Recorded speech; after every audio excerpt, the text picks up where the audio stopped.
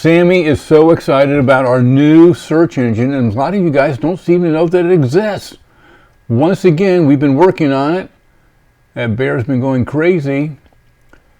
It still says, there's two places you can get to it. Right here on the home page, just put in a word. Let's put in Go, G-O-G-H.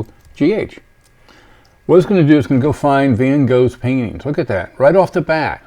Now this is a shorter listing, but right here, just click through them. You find one you like, you just click on the magnifying glass.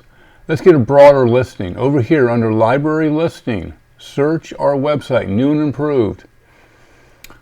Let's say we want to do a reflection. I'm going to put in the word reflection. Now we are still working on the keywords. So some things are going to come up here that really don't make sense, but look at all the lessons we have that have water and reflections in them.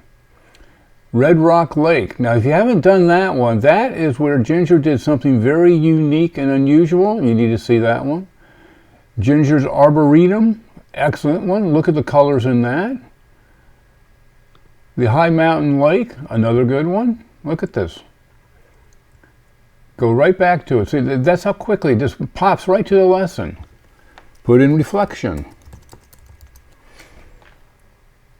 Gives the list. Give it a second. You don't have to hit return. You hit return, it doesn't do anything. Go here. Go down to the older ones. These are sorted by age. Okay, so the newest lessons are going to be in the front. 1, 2, 3, 4, 5. We have 5 tabs.